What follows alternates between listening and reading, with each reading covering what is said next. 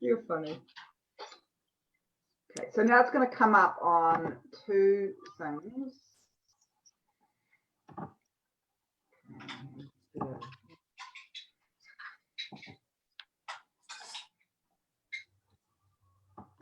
We could even, I'm sure that a lot of people will have like comments around the topic as well. I think so too. So we could even like riff with it, and then see what the people are asking and stuff.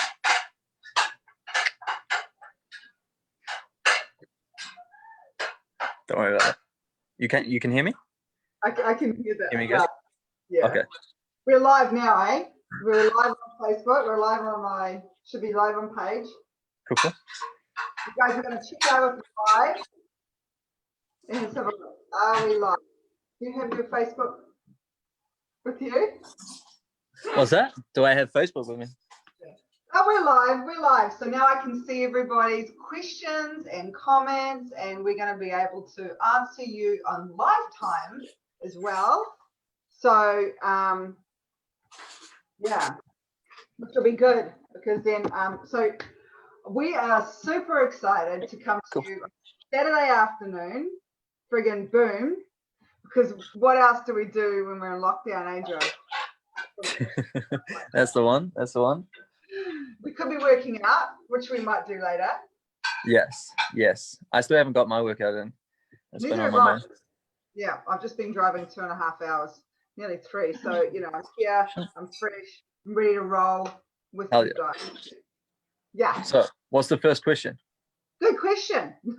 So the whole point of today's call, right, is twofold, really. We're going to be asking some questions on why do we plateau in weight loss? Because this is huge, eh? Like, this is something that Josh came up with. He's like, yeah, like, let's talk about that because everybody plateaus, right? It's something that everyone does. And yeah, everyone does it, but then when it happens, everyone's like, oh my God, I've plateaued. What do I do? Like, it's like they couldn't really. So it's a real thing to everyone, men and women, right? Definitely. And all in between, for sure. And all in between, exactly, right? So we're going to talk about that. We're going to cover some really cool things about how to shift past that with both fitness and nutrition, some tips and how to do it, and also why it happens, eh? I think that's really important. You know, why do we get plateaued? And then we've got someone's actually asked a question. I'll put a question in here to talk about how do we also shift water retention. But that's a really that's a big issue a lot, and I really used to struggle with that, and I've had some really great results with that over time and also more recently. So yeah, super, and that's a really good one as well. It's got an idea just come up in my head. This happens a lot when I'm like doing lives. I just get like, oh yeah, I'll talk about that. So yeah, that's what we cover, right? Well, what I reckon happens is like planning. Planning's a big one. Yeah. I think if you don't like plan in advance or like suspect a plateau, because like your body is a survival mechanism. So it is built to adapt to whatever stimulus that you put it through. So when you're training, your body is literally fighting against you, trying to adapt to the training that you're putting it through. So so if you're not planning in advance, like let's say you got 4 weeks of training, and within that 4 weeks you got like a basic like 3-day split, 4 days off kind of thing, Monday, Wednesday, Friday or something.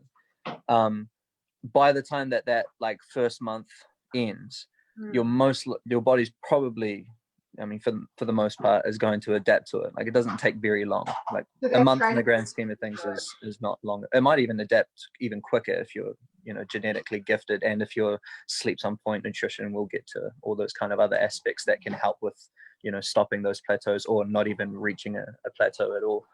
Is probably a better way to put it. But that's basically what you want to be doing, is you want to be putting yourself in a position to not even hit a plateau because you've already planned in advance. Right. Yeah. So what you're saying is that effectively planning, knowing that a plateau is going to happen, it can be inevitable. Planning that as part of your workout and training routine is really, really important. So what you're saying, that your body could actually get plateaued physically in regards to your workout routine within as easy as a month?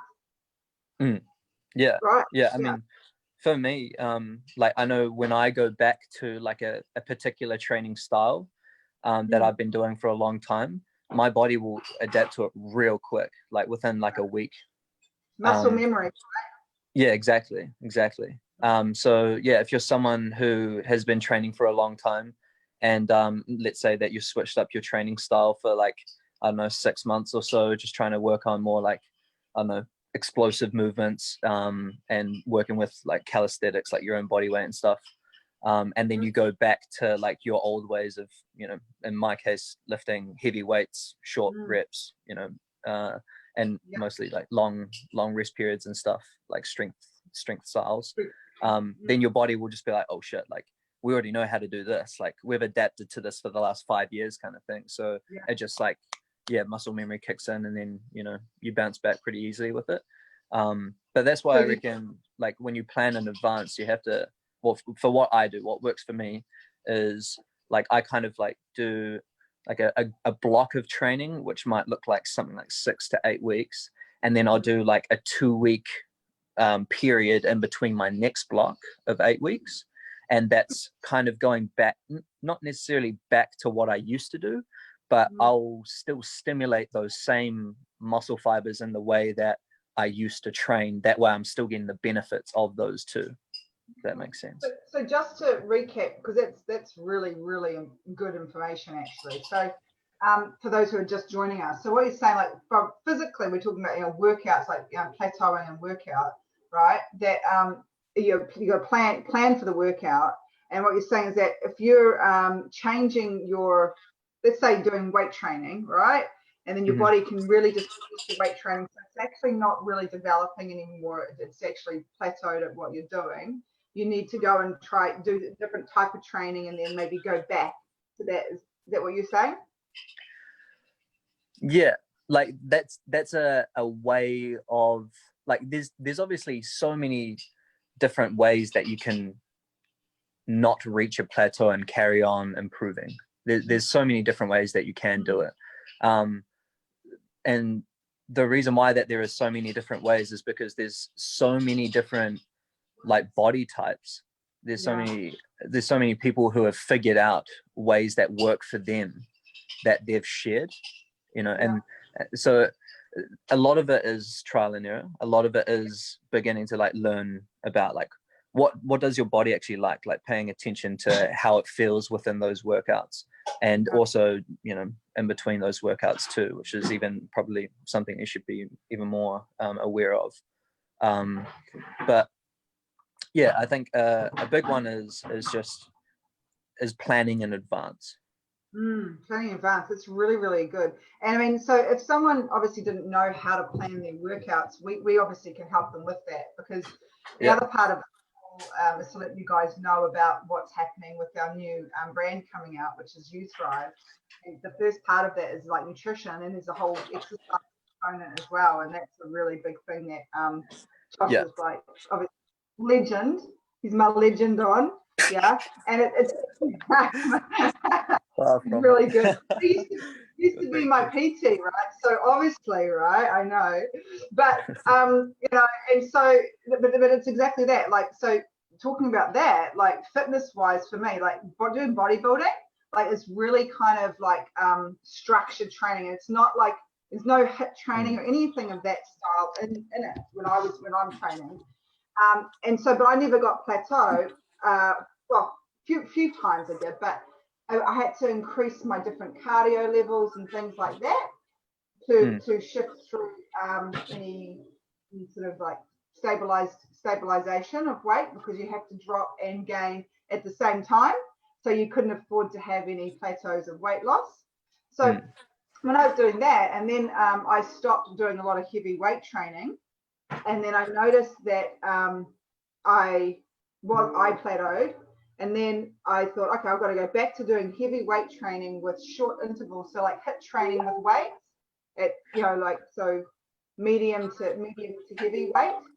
Yeah. And then included a lot more cardio. So for me, I know if I'm not doing enough cardio, I plateau more quickly. And that's my body type. I need to have at least 40 minutes cardio in a day, about at least 5 to 6 times a week, including 4 to 5 weight training sessions for my body to work like that. And how did you lay out your like workouts? So you would do like a medium to heavy weight of an exercise, and then but you would do like short intervals. Yeah. So unless I'm just like what you're talking about with the strength training, unless I was specifically just doing a strength training workout with a long break in between, I have very short breaks. So medium to heavy weight. So anywhere between 8 to 12 reps max, and then 30-second breaks in between. Yeah. And would you go like sets on sets of the same exercise, or would you switch that up? You mean like give me an example? Like do like 3 sets of squats, 8 to 12 reps, and then 30-second rest in between. You wouldn't switch up like the movement itself? It depends what I was doing. For me, it came down to how much time in the day of my workout I had. Yeah, it's a big one. It's really what it came down to, frankly, especially today, like in my life now. But when I was training for 3 hours a day, 4 hours a day, I would literally just do that exercise, then move to the next body group. It just comes down to my lifestyle for me. But I want to get the most out of every workout, so I will go hard out to make sure and feel that too. So I did that. So then when I started training with Josh, we started doing different kind of workouts because I knew I needed something else. I needed to change up my workout again because I was thinking, I could feel my body getting fatigued was kind of what I was doing. So then how would you explain the kind of workouts we do? Well, we tried to like disperse the load or like the intensity over different types of or different muscle groups. That way you wouldn't get, because we were still doing quite short rest intervals. I think we would do maybe max a minute. I'm pretty sure it was probably like it was probably just because we were chatting too much shit. but yeah, for the most part we would like spread out the load amongst like other exercises in between. So we might do something like a sled push, and then over to like a Cossack squat, and then over to like a side step or something like that. And then in between those exercises would be like a real short, like 20-30. And then we'll do like a biggest, like maybe a minute rest at the very end of those exercises. And then we'll kind of do almost like a circuit type thing. Yeah, that was actually really cool. That was really hard. Those 3 workouts, like that circuit training. That was really, and then including like that sort of circuit style workout with moderate to heavy weight training session the next day and a cardio. That really, my body never got used to the exercising, to the train, because it was mixing so much. So I didn't. That really kickstart the next 6 kilos of weight I lost as well, because I've not got into a routine, I guess, of doing the same type of style exercise. I found that was my approach with you mostly, was to get like a lot of, because we didn't have that much time. I think that we only really did 45-minute sessions, and if we chatted too much shit I might have gone to 60. But yeah, 45 minutes isn't, I mean, it is long for most people. Like it is like you can get a really good workout in 45 minutes, but for someone like you who's trained a lot and who has had those miles and who has had like a lot of reps under them, they need something that's different.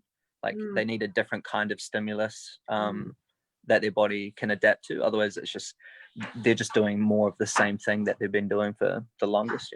That's a really good point, actually. So if people they're like training hard, and this is the whole thing. I see people a lot in the gym, and they're training hard, but they're always training the same.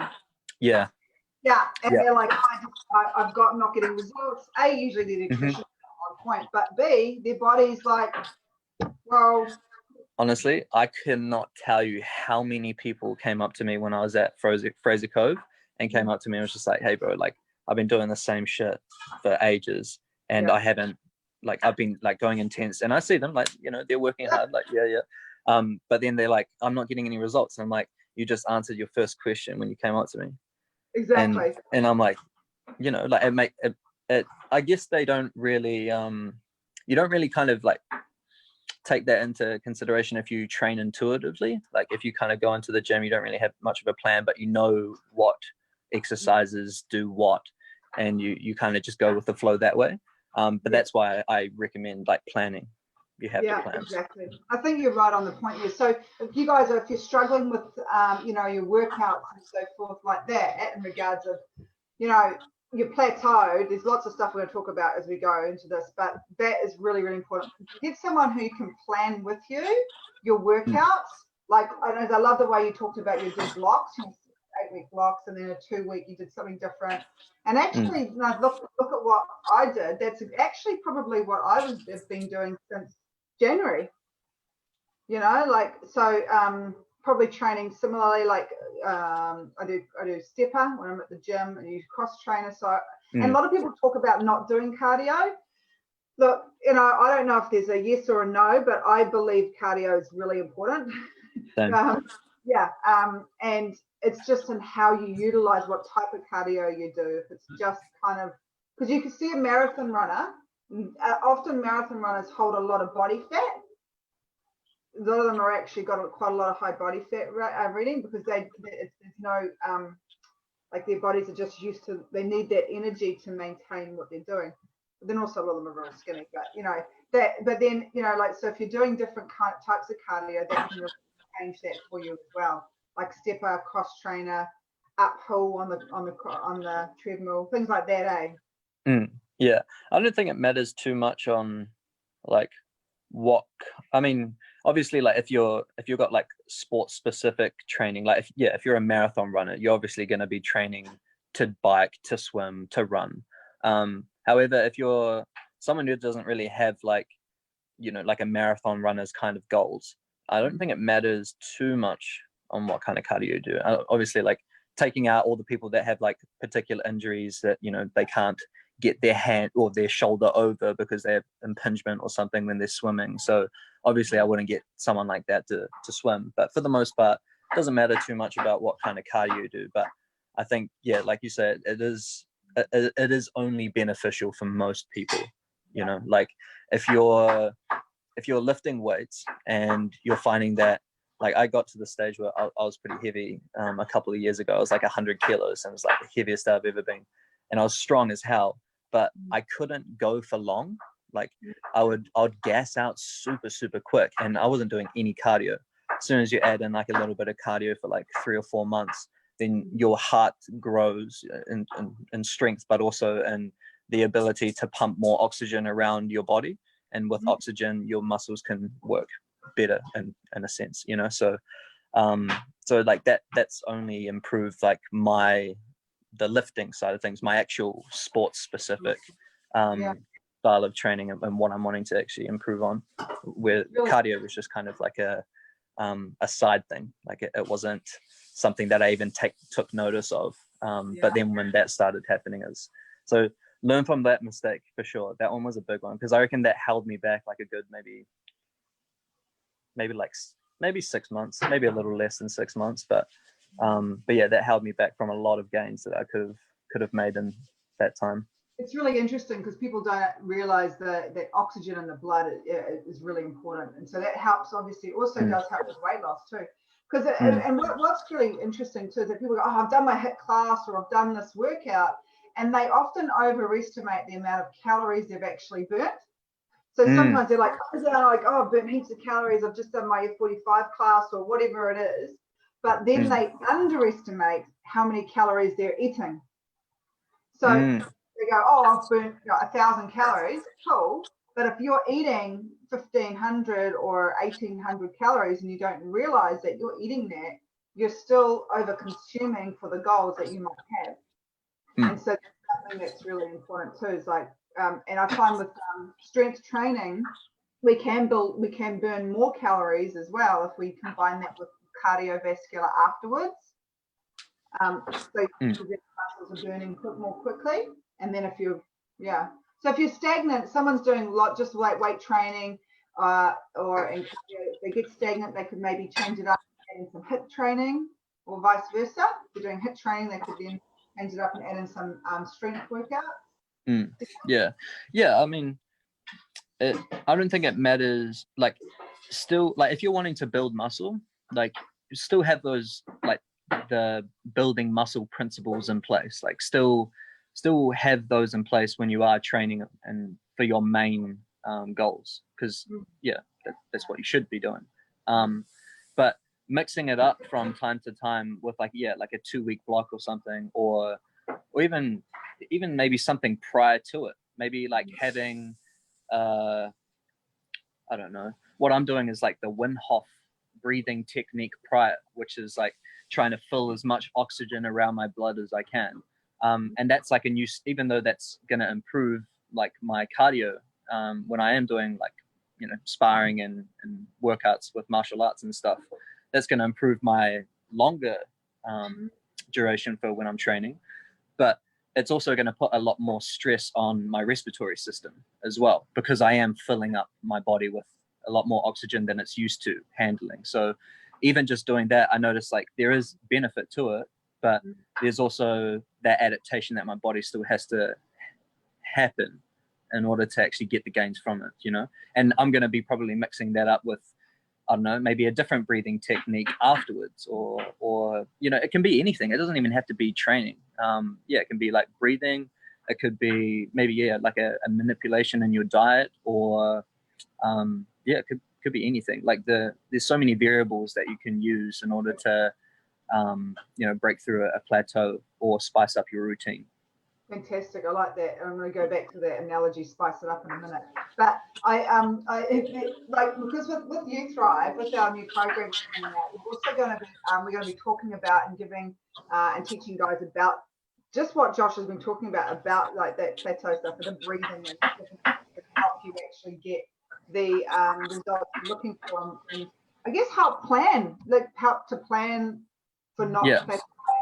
And we're going to have lots of ways to help you through that. So these programs are coming out in the next few days. You can contact Josh or myself about this, because this is going to be a really good opportunity for you guys to get involved and get started at a really but with that said, so why do people plateau, right? So their training has not been planned properly. They're not maybe burning enough calories. Their body is tired and not doing the same exercise, and it's like, what's the word I'm looking for? Stagnated. Yep. Yeah, not getting enough oxygen into their body, into their muscle group. Yeah, definitely the planning, like, or expecting a plateau. You want to plan to expect one. Exactly. And I think some people get so stressed about it. They're like, I've stopped losing weight, and they get more stressed, and then the cortisol level goes up, and then they stop losing weight even more, right? Yeah. They're like, oh. So I think that's really important, is to expect what's going to happen and changes. Yeah. So, And I'd like to add another one on that as well, because this one was a big one when I was a little bit younger, and especially like going through rugby and stuff. I was very, very I was a lot smaller than amongst the other lads, and I was very impatient. I think patience is a big one.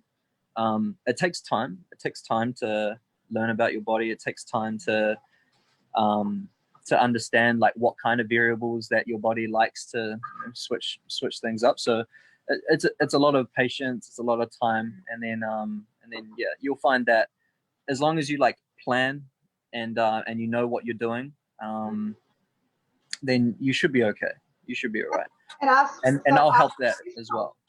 I'll help with that too. Like with the You Thrive thing, like me and B wanted to not only give like a product out to you guys so then you can help achieve your goals, but the main thing for me, my goal is being a personal trainer especially when I was up in Fraser Cove. This is something that I really like wanted to preach to all of my clients, but that was kind of like my main message is like, you want to get your client to the point where they don't need you anymore. Like that's my goal.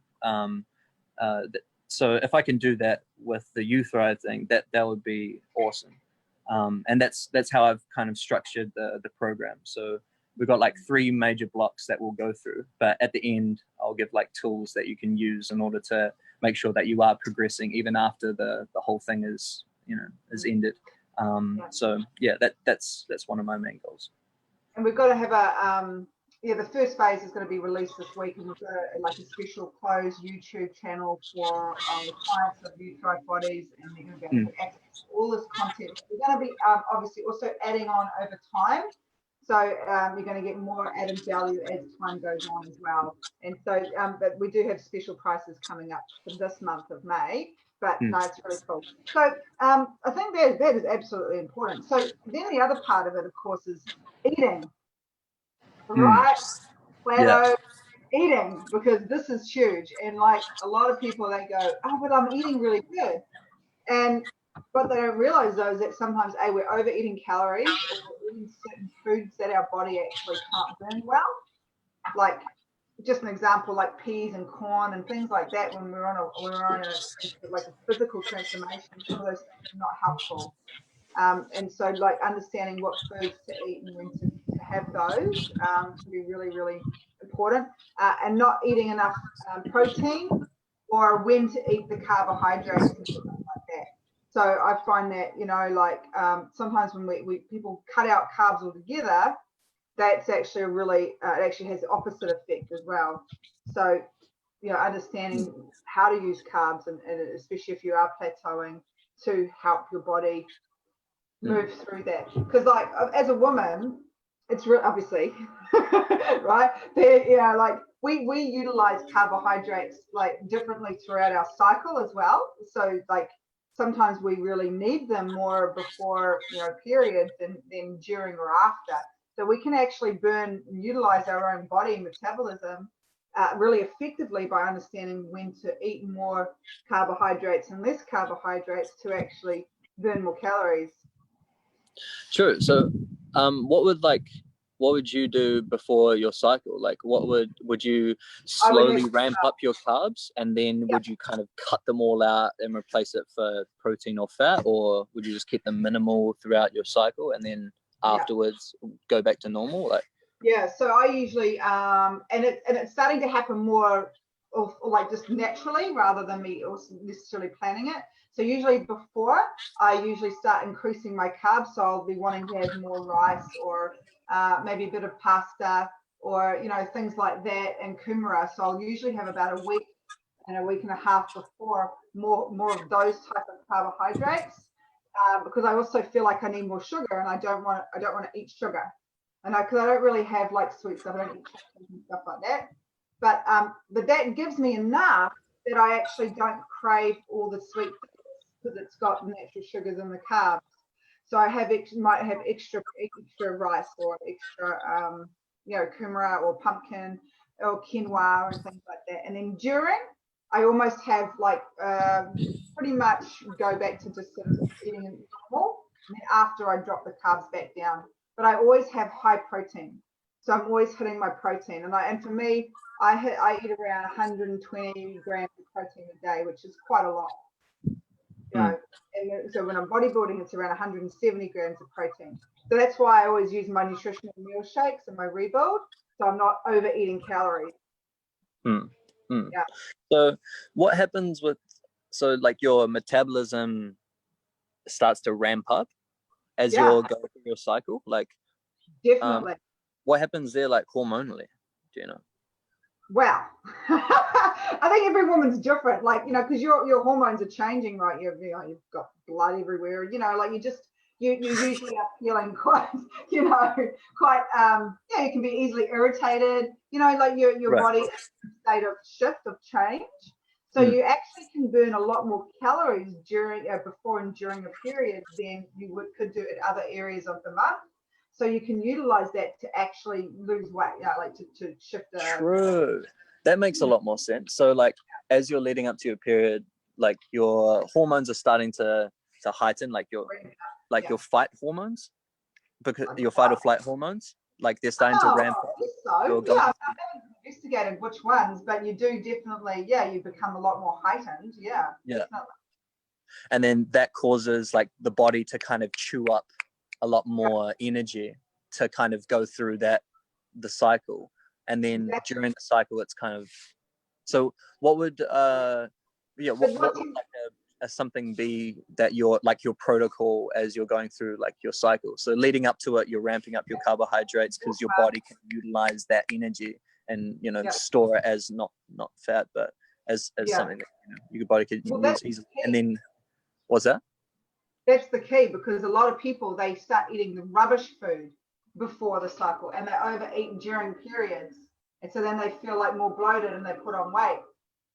That makes sense. Yeah, true. And then afterwards you just go back to normal, things just kind of settle down on their own. And so as long as you are conscious about the amount that you're eating, and then cut back your carbs and then increase that maybe with more vegetable carbs as well, then you're actually utilizing your own natural cycle to burn more calories. Sure. I need to research into that. That sounds interesting. Woman's body is very powerful. So but it's true, but most women like we will eat more like the bad food, like I'm craving for this sugar, I'm craving for that. Actually what your body's craving for is more nutrients. So as long as what was that that gal's, I can't remember her name, I'm sorry for forgetting your name if you're watching this, but she had a question about water retention or something. Leah. Yeah. Good. What was the question again? I can't remember. How to shift water retention. How to what? How to shift water retention. Shift water retention. Okay. Well, I mean, you can't spot reduce like water in your body. Like you can't rub a lotion on your stomach and then shit just starts to disappear. Despite what Facebook ads say. Yes. And you gotta, but there are tools that you can use. I mean, you probably know a lot more about this than I do, but I know that there are tools that you can use to help with the reduction in water retention, such as like sauna, or getting your heart rate up to a point and you can maintain it, and then that way your body's utilizing water a lot more to help oxygenate your blood and stuff. So like I know that there's a couple of different ways like that, but however I'm not 100% sure if you can actually target specific areas. By my knowledge, I don't think you can. Yeah, I mean, that you're targeting specific areas, no, but all over helping reduce water retention is really important. Things like, and this also helps with plateaus and weight too. This particular idea is that if you are plateauing, you really want to increase your fiber in your diet, because fiber is really, really important to help the body, move fat blockages, and also it's really good for the bowel. So an increase in fiber, and that's where we do a lot of really great digestive flushes with our products. We increase their fiber, we're increasing water, and often water retention is when we also haven't got enough water in our cells in our body. So the cells hold on to what water we do have and then try to expand that and hold it. We get like this watery bat, Yeah. So watery. And that's a survival kind of instinct as well that your body has too. Like if it's not getting enough water, it's going to be like, oh shit, like we need to preserve as much as we can. Yeah, exactly. That makes sense. So fiber is really important. So if you do have a plateau, we can talk to you about how to get onto a digestive flush and actually help move that. But things like with hydration, electrolytes. So for example, our electrolytes, we've got less than 10 calories. So you could go to the shop, and buy a electrolyte drink, but it's like 250 calories and it's got sugar and carbs. You don't want that if you're at a plateau. You don't want that. Yeah, if you've got water retention, you can't, that's going to do the opposite. So, electrolytes are really important, but making sure the right one. So I use Hydrate, less than 10 calories, it's bioavailable to the bloodstream immediately. It is banned substance tested. So increasing those hydration levels is really going to help with water retention, getting rid of that. Now, and one of my friends gave us this really, really good tip. As a natural diuretic is black cumin. So boiling up black cumin and having it and drinking the liquid. Was it? Yeah, and it works. It works. So yeah, so you know, again, I think, I mean, these are some really good tips, guys. So if you are blocked in your plateauing, I think, you know, Josh, you've given some really invaluable information around that, around planning. Yeah, I think, and we've talked about some foods and ideas around that. There's also a lot more we can talk about. Obviously, want to look at your look at your food plan. You know, what are you eating? And like, even if you are having smoothies, like a lot of people are like, oh yeah, I have my smoothie and I chuck in this fruit, then I put in this powder. I'm like, already that's like 500 calories. You know, like they're eating like, you don't know, like 400 calories of sugar and all this fruit and stuff.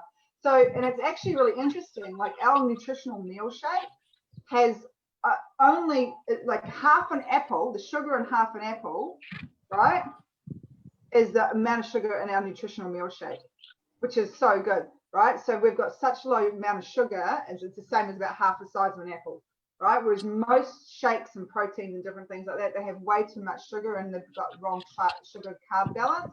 Or even fillers. Eh? Or even fillers.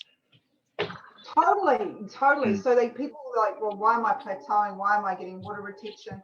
A lot of it's and the things that we're just chucking in our smoothies and we don't even know. Yeah. So I think we've covered some good stuff here today. Yeah, so that was guys, good. if you'd like to know more, hear more from us, please hit us up, contact Josh on his, how do you want people to contact you? Yeah, they can contact me through Facebook. That'll probably be the easiest way because this is linked to Facebook. So yeah, just give me a message. Like if you have any questions about like training in general, like yeah, I'm happy to help. Like my friends ask me some questions around it, quite regularly. So yeah, it's nothing new to me. Awesome. Yeah. Or you can hit me up on my Facebook page, which is obviously Beatrice Southall. Or go to @YouThriveBodies, and I'll put that into the text as well, so you guys can hit us up on Insta on that. Yeah. And mums, get on board. Get on board. We've got some juicy stuff coming to you. We do. We've got a little special for Mother's Day. We're going to send out some nice little gift packages if you guys are get started before, well, around the 10th or something like that, right? So that'll be good. And we're also, I think that's what we're doing, right? We covered it. Yeah, we covered it. Cool. I'm pretty sure that's it. All right, guys. But yeah. If anyone has any questions about like the You Thrive program as well, it's something that I've worked on. Well, me and Beatrice have been working on this past few while. So it's something that we're both passionate about. So if you guys have any questions about anything to do with You Thrive, what we're about, what it consists of, just give us a buzz. Please do. We look forward to hearing from you. So we're going to post this up on my page, on Josh's page. It's going to go on our YouTube site, hopefully. And and then we're going to rock that out. I'm still learning all that stuff, but it's cool. We'll do it. Cool. All right. Done. See you later. Talk to you soon. Yeah. Bye. How do I stop recording? Oh, it's getting chilly out here. That's not live.